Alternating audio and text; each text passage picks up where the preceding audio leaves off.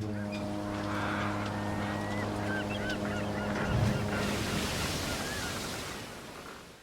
that, we're going to move to the public comment portion of the meeting. And as we said, thanks everybody for volunteering to wait until the end. I know you did switch things up a bit and provide opportunity to have comments at the beginning, but I think it is helpful. I hope you think it's helpful to have folks go through their presentations and be able to respond and build on a lot of what's been said. Jill, can you get the lights up in the room? Thanks. Or in back, if somebody could switch on the lights for the back of the room too, that would be great. So Lee, we're going to start with you, and let's keep our comments, if we can, to about 2 minutes. Thank you very much. Lee Pellister from Docktown. A couple things that occurred to me as I was listening tonight. I was struck by what Melissa had to say about the transfer development rights, which is an interesting idea, and also got me thinking. We're focusing at the moment, as we should really, on the water side of this. But the reality is there's a lot of land back here too that we haven't really talked about. And it occurs to me that in order to protect our waterfront and keep it the way we want it to be, there are things that we could do. The city of Redwood City actually owns a big portion of the land behind the land that is privately owned over here. It would be possible to do land swaps that would allow developers to build what they want to build, still have room for parks and recreation all along the waterfront, and maintain our route all the way up to the city. So that's something that knowing that the consultants are about to go in dark. I don't know, that's not really the right word. But to work on their own, we can still contact them, I understand. I would hope that would be some ideas that they would take into consideration. Also, in terms of Sausalito, I thought it was very interesting. Some of our members recently went to a meeting about sea rise, and one of the people on the panel was Will Travis, who used to be the head of the BCDC during the Sausalito Houseboat Wars, and I was there in those days. He was one of the people who was fighting floating homes. He said, the BCDC said, the public presentation, official statement was that this was Bayfield. What he's saying now is, in those days, we were looking at a shrinking bay. It made sense to keep Bayfield out. Now we're looking at expanding bay, and floating communities actually represent a way to deal with sea rise. This is from Will Travis, ex-head of the BCDC, so I thought that was very significant. Also, I just wanted to key off of what Jeff said about the extensive waterways we've got back here. This is a doorway to that. I think that we need to keep that in mind. I think that I'm very impressed with Rich Ferrari's idea to open up the Ferrari ponds and make it part of the harbor. There is a big elephant in the room here. Actually, is sitting right over there at Peninsula Park, which is they cleared all the boats out there, and now they don't know what to do with the water, as far as I can tell. Not a part of this plan at this point. But if we're talking about building a waterfront that will be the center of it, that will be an attraction, that's an area that could come into play. I understand that Peach Harbor actually may be back in play at this point. So I think that's probably about my 2 minutes. Thank you very much for everyone who's participated in this. We're very pleased with what you've accomplished. Thank you, Lee. Yes, ma'am, and strike sweater. My comment is for a few of your presentations.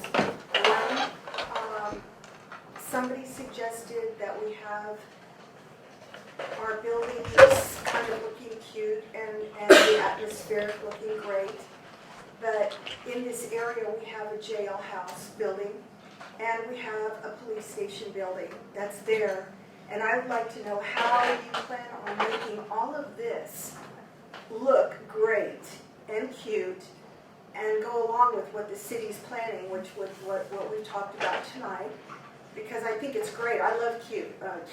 Cute is one of my favorite things, but a jailhouse, I'd like to see how they plan on fitting that into the cute and how they can make it work to be able to go with this community that everybody's talking about, making it nice, atmospheric.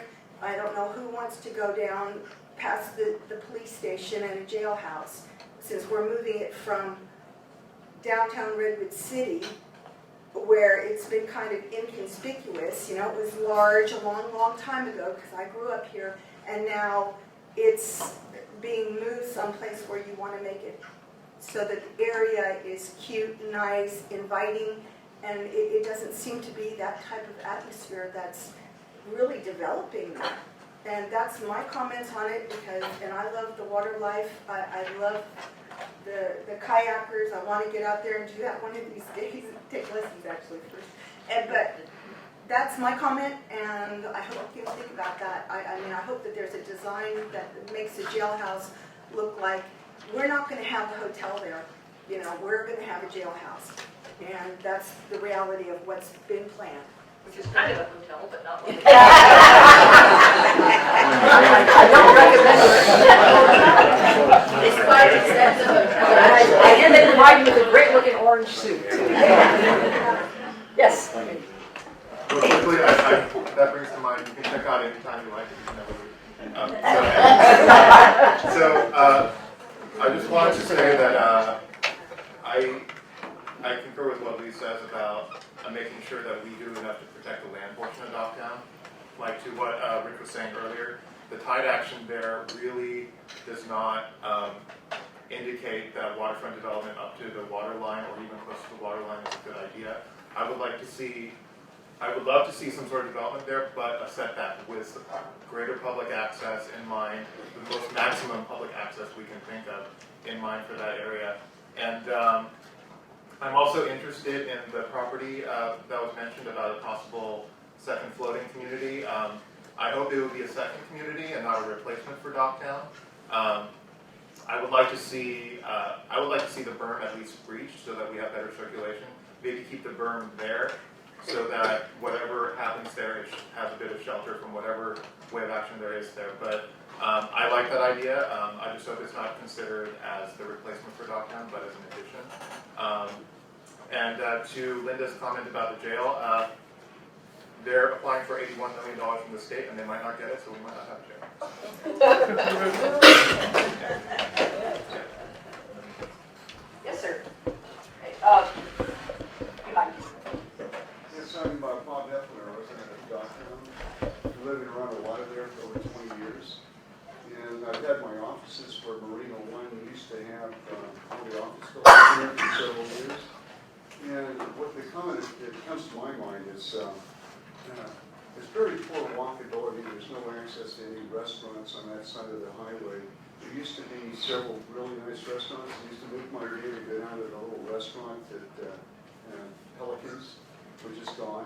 And every service over on that side of the highway is now gone. There's really no walkability to the other side of the highway. And bicycling over there is very hard to do and sketchy. And but what's happening is that people at Google, they have about 200 Google people commuting from San Francisco on bicycles coming through Docktown to have access there. And they go by every morning and every evening. And these guys are really hardcore bicyclists. It strikes me that we can improve this access for bicycling and get it integrated so that everybody that lives at Marina One has to jump in a car every time they need to go get a sandwich. And they can walk over there and get on a bicycle. But right now, if you walk around there is nobody who's walking across that highway to get anything. They're getting in their cars, but it's just causing more congestion. So all this development is somewhere, they've got to make this flow. They've got to make this flow where it's really inviting to walk over to where all the services are downtown and a nice place to go. And you can easily get there without getting in your car. Or by boat, perhaps. Yes, sir. Hi, my name is Clem Maloney. I work at Lingsville Garden Materials. I'm the Environment Safety Manager. And so we've been talking, I've been listening to the west side of the plant area. I just want to talk about the east side, the industrial section, Granite Rock, Lingsville Building Materials, Lingsville Garden Materials. I want to thank the city council and the planning commission and city staff. This is a great process. Precise plans work well, specific plans work well in the cities that I've watched.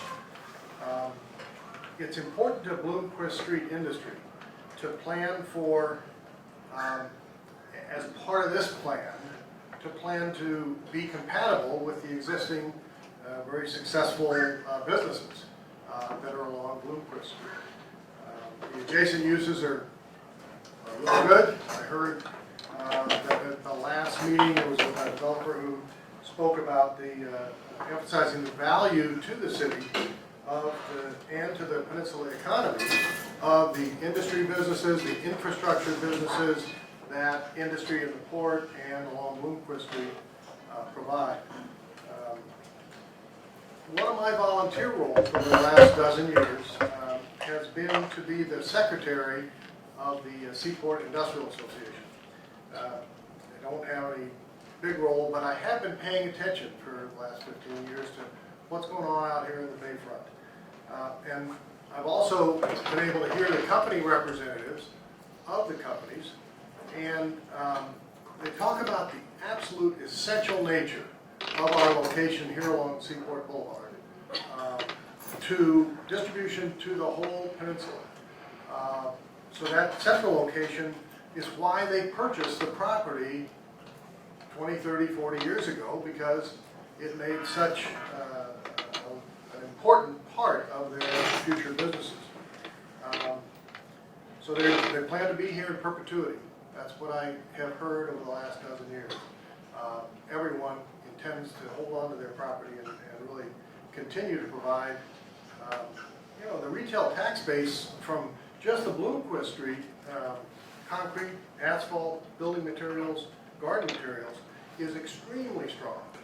I believe that, I saw some data from city finance that a half dozen retail industrial outfits along Seaport Boulevard in Bloomquist are in the top 10 when you aggregate those infrastructure companies of the tax base for the city. And they're really very integrated into the successful economy of Redwood City and the peninsula. Another point that I've heard the businesses talk about is that they're continuing to invest in their companies here because they're so important to their operations. In the last 5 years, the Seaport Boulevard and Port companies have invested $65 million in their operations. So they're planning for the future. I just wanted to think of those ideas to add to the mix, hoping, planning for the future that this plan in compatibility with the neighbors along Bloomquist Street. That compatibility, inner harbor neighbors, industry neighbors, is a really good way to make a successful plan. So I hope that's included.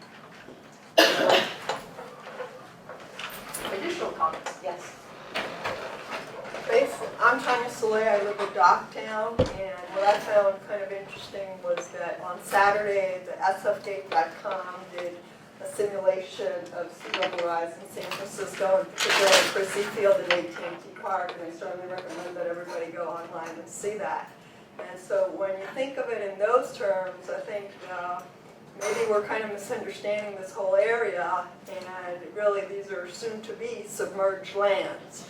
And so I would say that I would support a solution such as Melissa's as to a park. Here we have Chrissy Field that gave them a huge barrier that effectively allows, if you wish, interim use. And in my particular case, as a parent of soccer players, I'd be very happy to see a couple of soccer fields in addition to maybe baseball fields and other recreational, not just water. So I think there's an opportunity for a park that provides not only water sports, but also land sports. I think here's a big picture of what you're talking about.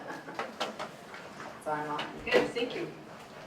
Other comments? It's way in the back. I wanted to ask the Docktown resident who was speaking earlier, for how many years have they had floating homes? When were they established? In Docktown? Yeah. As far as we know, it's somewhere between 40 and 50 years ago. ago that Bruce Lemore came on. Was that just a question? You had, Yeah. okay, thank you. Yes. Yeah, I'm Melanie Willenmeyer, and I live down on East Bay Shore, and, we're out of the cargo property, and I know that this is not forum for this, but I do want to, or maybe it is, want to bring the question up, is there any link at this point to that piece of property, potentially, and what we're discussing here? Is there any possibility of bringing it into the forum, depending on what happens? The Cargill property?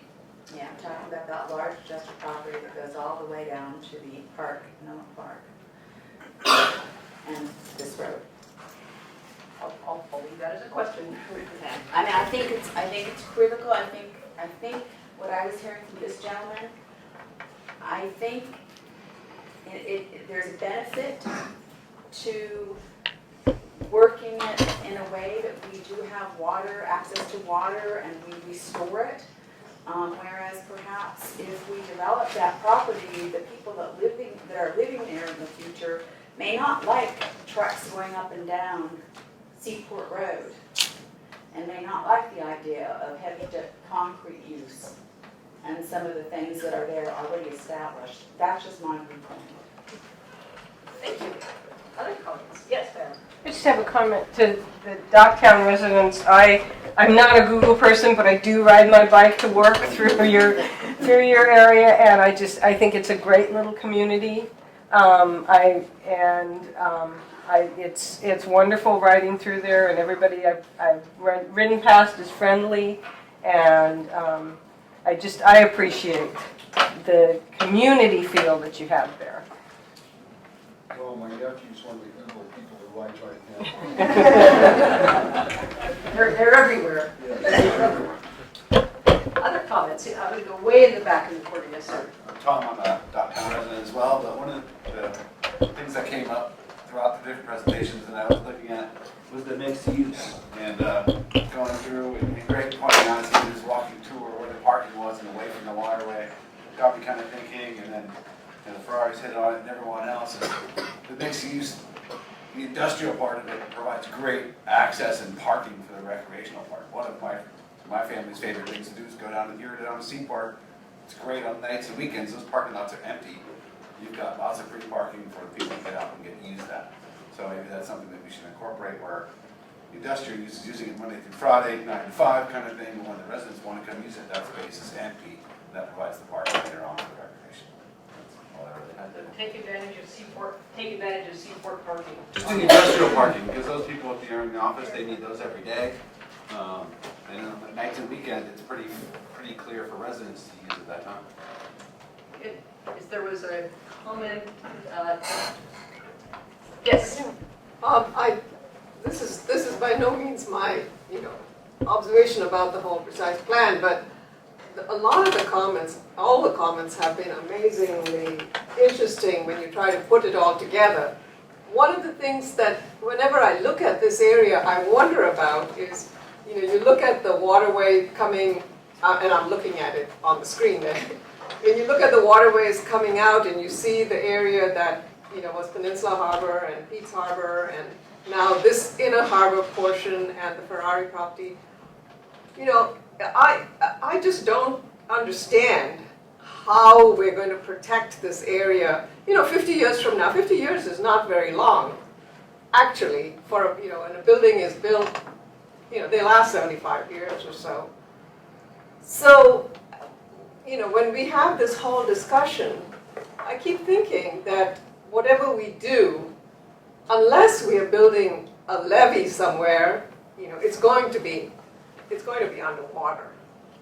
The water level is going to go up about, now first they projected 48 inches, then it's 56 inches, now USGS says it's higher. And to me, when I look at that area, I think, well, gee, 101 is probably the main barrier that we have. You can easily raise 101 and protect, the rest of downtown and put in floodgates, but whatever we do in the inner harbor, it's so vulnerable over time. So that's one question that's in my mind when I think about it. And I love the discussion about floating homes, but there is a lot of land there too, you know, that we're talking about what the zoning on that would be.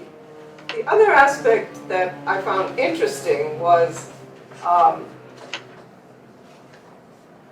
if we talk about transfer of development rights as a way of capturing open space that's desperately needed for our amazing downtown. You know, your downtown, there's no place that you can be without renting a table. You know, you have to actually rent space to be outdoors unless you're on Courthouse Square. So it'd be great to have a green area that you could walk out to and it wouldn't cost you anything to take your little perambulator with your kid or whatever. And I wonder if you know, in looking at that precise plan, whether the area on both sides of the freeway shouldn't be part of this precise plan so we can take development rights away from the water's edge and put it up, stack it up around the freeway where in fact a tall building doesn't look that tall. When you're traveling at 80 miles per hour along a freeway, oh well, it's 101, maybe it's not 80 miles per hour. But still, you know, when you think about the Stanford buildings that, you know, you go past now, and those are 6-story buildings, 7-story buildings, and they don't feel that tall.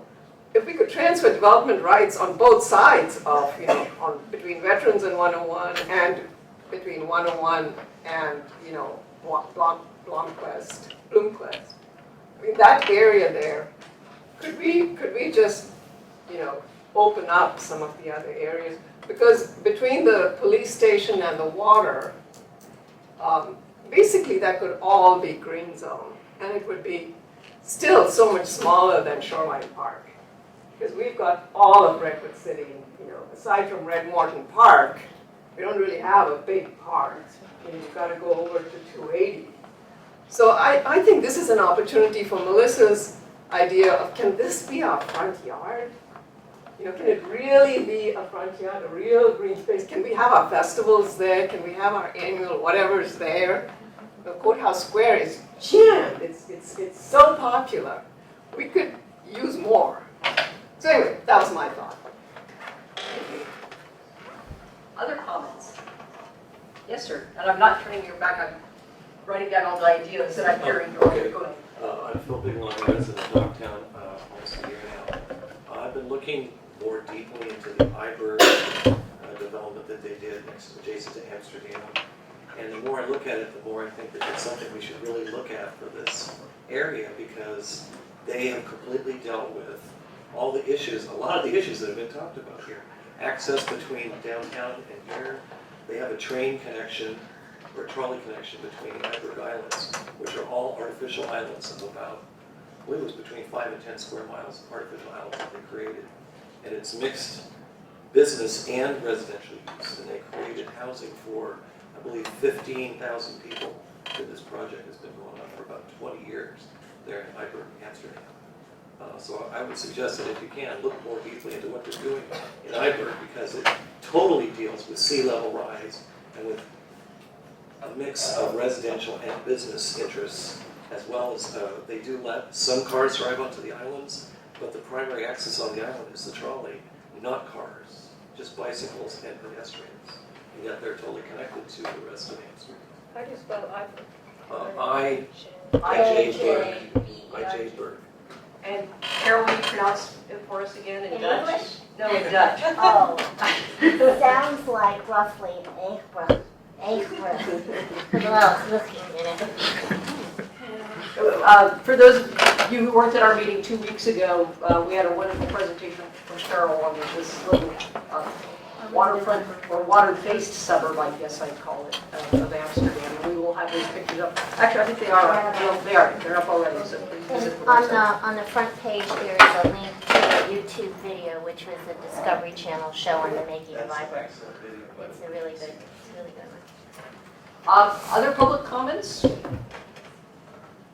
Mr. Jonas. Give me a second while I focus, because since I'm taking pictures of all you other guys, I might as well have. Well, I don't know what it's on autofocus. A couple points. First of all, we're talking a lot about sea level rise, but we don't have some facts. And so, since you guys are disappearing for a little while, here's some facts or questions I have. And I think this is probably Blake might get involved in something like this. Number one, I don't know exactly where the police station is relative to, in terms of sea level rise. One comment I heard that was 16 inches, but I don't know 16 inches relative to what. I also heard that the, and Nancy probably knows more about it than anybody else here, with regard to the jail, that it was at the same level as the police station. Again, I don't know, so this is a fact that I would like to find out exactly if we're going to be spending $81 million. Did we actually take some of the current sea level rise estimates into account, or is it based on the 16-inch estimate? Now, I did some digging on the 16-inch estimate, and that came actually from a report from BCDC. What's interesting, if you read that report, it was supposed to be updated according to the new numbers in 2012. There's actually a footnote there. I'm not a geek, I do details. And the state of California came out and revised those estimates. Okay, they came out with now 24 inches and 5.5 feet. The other factor that I don't know whether it's being incorporated into these numbers is El Nino. El Nino hit, a while ago. This is something that happens 10, 20 years as a kind of a periodic event. That hits us about 10 to 12 inches. I actually don't know if that has been incorporated into these numbers either. So we have an updated number from the state. We have an El Nino effect. And then we also have a third one, which is called the king tide. And if any of you have visited Docktown during the king tide period, we get out our waders. And we actually walk through the water. The Black folks know about this very, very well because actually flooding goes right about up to their gate. Now, in terms of consequences of not paying attention to this, it can be substantial. There was a very large project in San Diego in which they came out with one set of estimates and decided to grab those. And this was a $1 billion project. And there was a new set of estimates in 6 months. And the consequences for that project are devastating. So the thing is don't pay attention, and guess what? There can be very real consequences. And finally, I just ask one very, very simple question. We built our cities on a simple assumption, and that assumption was sea level rises were kind of fixed, up and down with the moon. Well, that's no longer true. We need to start to think about how we build our cities, our towns, our villages, our homes in a different way. Because guess what? Sea level rise is now variable, and we're going to have to account for it. Now, we've had a lot of conversations about floating homes. And what the East Coast is starting to look at is also looking at structures where you actually have the first floor as a flow-through freeboard area, kind of like we take all the utilities, put it to the second floor, do marine-grade pillars on the first floor, and therefore being able to get high-density development. So I know we've been talking a lot about floating homes and things like that, but also in terms of the land area, there are some options there too. Thank you. Thank you. One or two final comments before we turn it back to the task force for just some closing business? All right, very good. Thank you all for your comments this evening. I didn't have any more space to write, so we would have made do. The next steps, as we mentioned, yes. Would we have opportunity for task force to say one or two more comments? Yes, please. You want to say more comments and react to anything you've heard? One comment from the public, just keyed off to something I don't think has been mentioned yet. It's always been in my mind as we think about this waterway, and we think about the other side. And I've always, as I've paddled around and rode around, I've thought about opportunities. I'm going to guess this was at one time connected by water to the other side. And I'm going to guess the connection right here at the end of this waterway also went under Seaport to the other side. And so it's just something to think about in the long term. The planning of this, it would have to be, but the notion of tidal flow and prism of water and whatever may or nothing ever happens on the other side, I think we should think about those waterways holistically as we think about this piece of the puzzle. Any other members of the task force? Final comments? Okay, our next steps. A lot of work for the city staff and consultant team.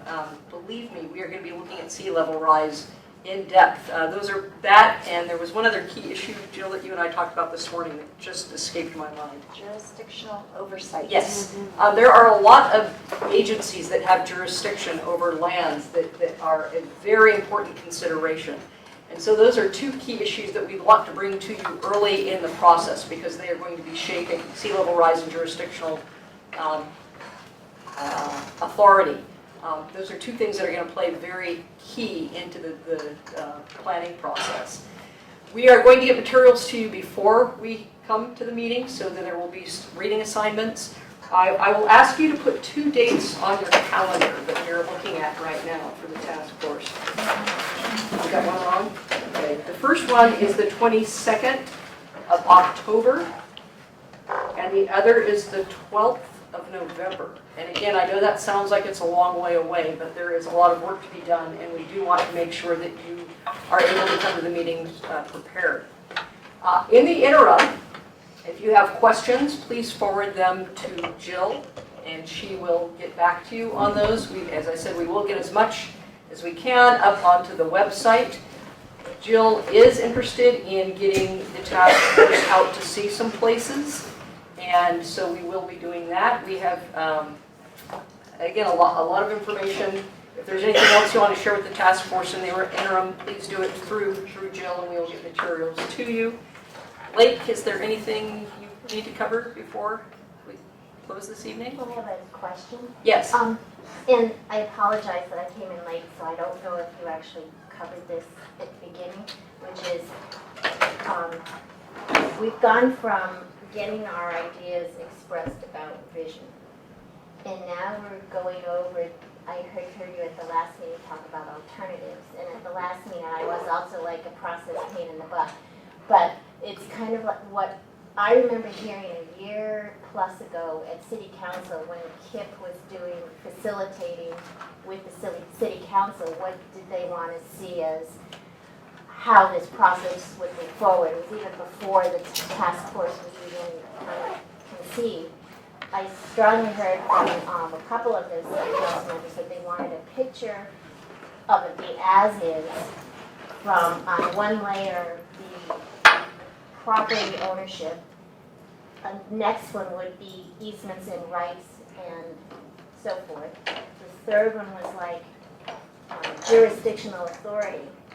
But I was going to also add into that when you look at this, and my thoughts since that it's been brewing in my mind about the iBurg examples is that they probably had much deeper water to deal with.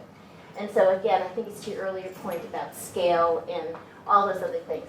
But I suspect in all of this, and I guess that goes in the category of sea level rise on the technical reports, is what is geologically or the physics or the hydrology and all that stuff of what could be done versus what is so off the table we'd be smoking dope if we actually thought we could physically do X with that area. So I know we don't want to put in too many constraints on this thinking about objectives, but I did recall that I remember City Council members wanting that specific overlay. And a deep technical understanding of what the possibilities are within the economic realm of what can be done, so that the balance of what could you do without wrecking the marine life and making sure that dredging could go on if that, all of those technical things, absolutely, we will do that. And my second request is that we just don't get executive summaries. We'll give you all the detail you like. If we want to crawl in the mud, let's crawl in the mud. Okay. All right, well, you all become mud cats as far as part of this. Great. Jill, did you have something you wanted to cover? One little item at the beginning of the meeting, we wanted your feedback on the task force feedback on our first 2 sets of notes. We've got Carol's comments. If there were any others, we'd like to get them right away so we can put those notes up on the website so you can get those to me within, or by the end of the week. We're really trying to start to populate that website. And then for today's meeting, because we're not going to meet for a while, our notes are going to be, I guess they're going to be in a draft format. And really what they are is this board. We are trying to take our notes in as public a way as we possibly can. So if you had a comment that didn't get up there, try to let us know on your way out the door. And Laura does her best to. She's trying to hit the high points, and if somebody's already said something, she may not be scribbling it down again. But if you had a different twist on it, just let us understand that so we can make sure that they're complete. Also understanding though, they are not minutes, they're not verbatim. We're getting all the thoughts together, and that's really, we think, a useful tool for the task force. And we will put that on the web because we don't want to wait till, I don't think we want to wait till October to do that for this meeting. And then for the public, a lot of you came in a little bit later tonight, and we thank you for signing in. The signing sheets were getting quite populated, so thank you. But if you didn't, please sign on your way out the door. We'd really appreciate that. And those were the little things I had. Thank you. I think that's it. Just so we're closing down the meeting. If you have additional comments, staff will stick around afterwards if you'd like to talk to us about anything. This has to do with the jurisdictional issue, so you brought up a new issue. So there's two documents that I need you to pick up, or I'll get to you, or you can research yourself. One's by the state of California, the other one's by BCDC. In summary, what they've done is asserted that as sea level rises, so does their jurisdiction. And if they continue with the assertion that residential use is not allowed, and BCDC has asserted, the state of California has not made this other assertion, that if there's a flood area for 1 year or more, guess what? You lose your home. So if Redwood Shores floods, can't pay for those levies anymore, they're currently asserting that their jurisdiction goes with the bay. So I think probably those two documents are important to have. This is a very extensive legal argument they've made, and you should be aware of that. Thank you. That's something that the consultant team is pretty sure is aware of, but thank you for coming. The last one, and then we'll go ahead and after that, please just bring your comments up to staff I afterwards. just want to say a quick thank you because I know 2 weeks ago, several of us expressed a wish for more public comment, and I know that you put an option to take public comment at the beginning. So I appreciate you doing that, and I know Commissioner Brennan, who was here 2 weeks ago, she couldn't be here today, but she wanted me to say thank you as well on her behalf. So. Good, well, thank you, and I appreciate the public coming and participating. I know the task force. If that, we'll go ahead and close the task force portion of the meeting. I have a question. If there are more comments that the public wants to make, is there a place that one can send them in online? Go ahead, Jill. Yes. Sure. If you wanted to hang out tonight and jot down some notes, you can get them to me. But we have a website. It's accessed from redwoodcity.org under Hot Topics, Inner Harbor, and you can, we're putting everything right there on that page. And there is an input area so that you can submit comments through that portal. You can also sign up for the email list and take a look at past agendas, the notes we're putting up, all the presentations that have been made at these meetings. Everything will be there for you. Good, thank you, everybody. Enjoy your summers. And we'll see you back in a couple of months.